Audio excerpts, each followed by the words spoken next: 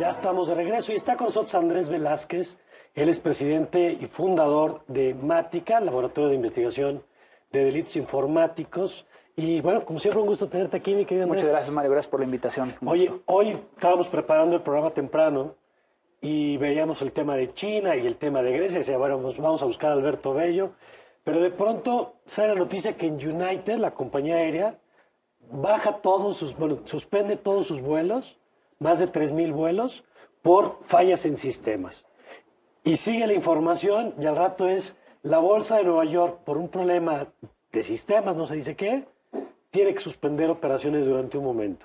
Y bueno, pensé de inmediato en hablarte y decirte, oye, más allá de estos casos, lo que nos recuerdan es pues la importancia que los sistemas hoy tienen para la operación del mundo y de la necesidad de comunicar bien en estos temas, Andrés. Y yo creo que son dos cosas que no sabemos si están relacionadas entre sí, dos noticias, pero que a final de cuentas podría llegarse a hablar, por un lado, la bolsa. ¿Es realmente un ataque a la infraestructura crítica de un país, ¿no? Lo que sería un ciberataque que tiene que ver con temas de ciberseguridad como lo conocemos?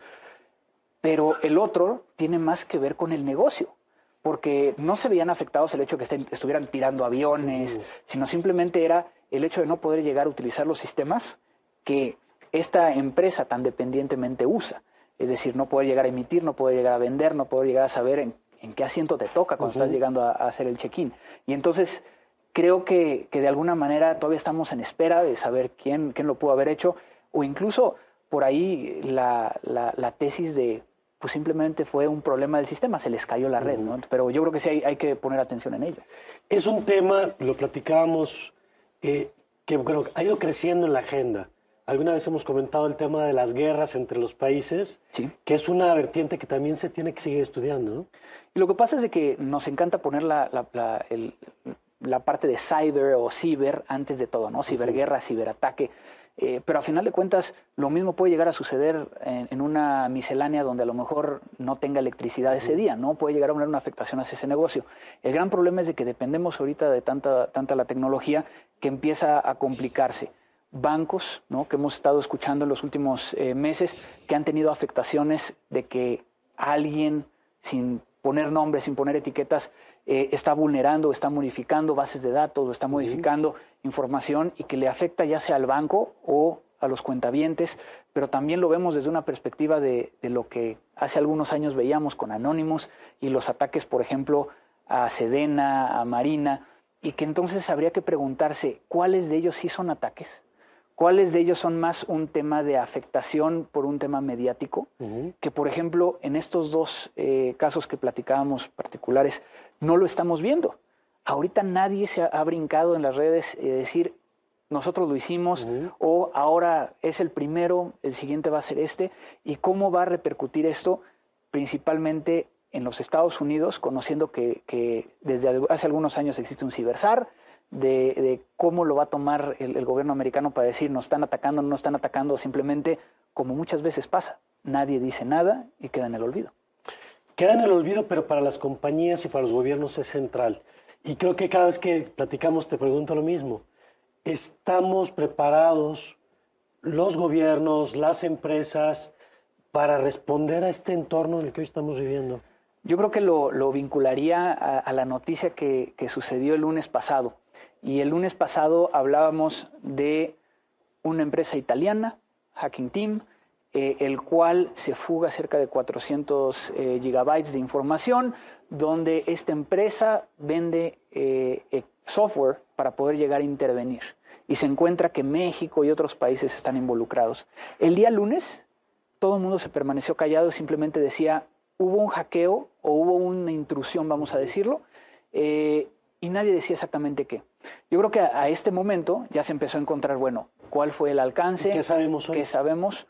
Particularmente en el caso de Hacking Team, particularmente vamos a centrarnos en México, que el gobierno mexicano en diferentes instancias, tanto a nivel estatal, a nivel federal, incluso agencias de inteligencia, sí tenían la herramienta, que fue adquirida a esta empresa, pero lo más interesante es para qué lo pudieron llegar a haber utilizado. Y el segundo, realmente fue un hackeo, porque yo todavía tengo mis dudas al respecto. Se habla de 400 gigas. Para que alguien saque 400 gigas vía internet, no se me hace coherente.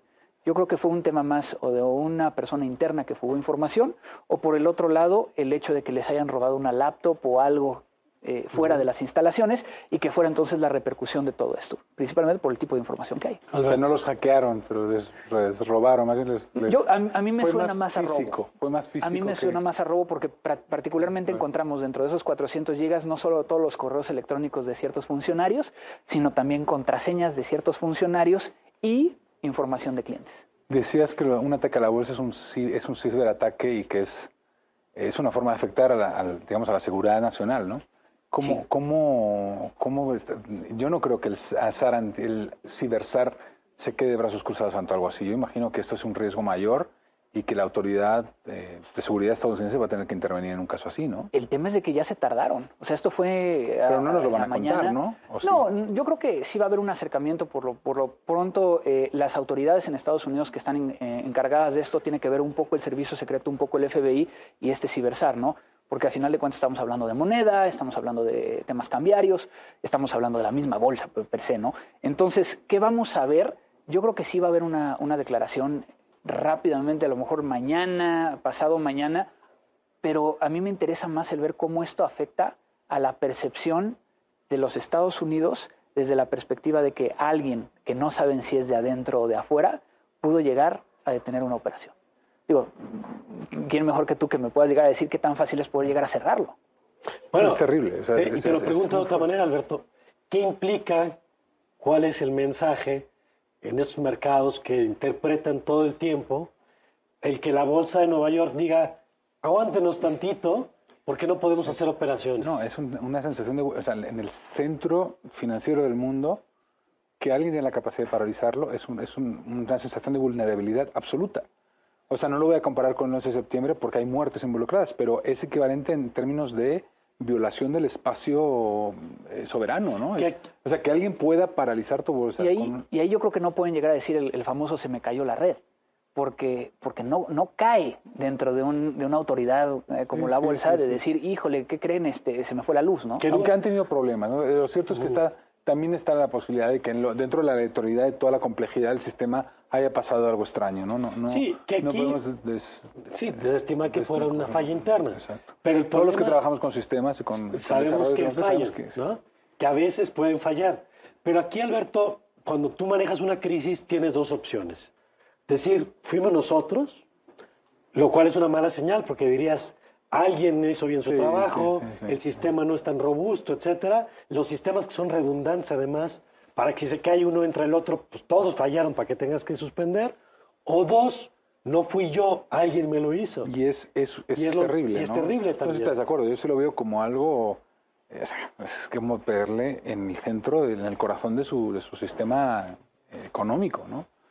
Claro, y habría que ver cuáles serían. Decíamos antes que no pasa nada que se caiga la bolsa china, pero si la bolsa estadounidense es vulnerable, ahí sí es terrible. No, y yo creo que este puede llegar a ser un precedente de que a lo mejor, si lo vemos hacia el futuro, ¿qué posibilidad hay de que vuelva a suceder? Si ya se dieron que pudieron, ¿cuál es el siguiente paso? Entonces ya no nada más es bajarla. ¿Qué pasaría si hay una modificación? Entonces perdemos integridad y entonces ahí no nada más va a afectar a Estados Unidos, sino ya, como comentabas hace rato, afectaría a todo el mundo, ¿no? Sí, claro. Bueno, pues acuérdense de este programa. Apocalipsis. Hoy sí estuvimos un poco apocalípticos, pero acuérdense de este programa. Grecia, China, ciberataques, bolsa de Estados Unidos. Vamos a ver, ojalá quede simplemente como un día que andábamos paranoicos y no tengamos que revisarlo esto en algún tiempo. Decir, miren, esos muchachos algo traían. Gracias, Alberto. Gracias, Mario. Muchas gracias, Mario. Gracias. Y gracias a usted por acompañarnos.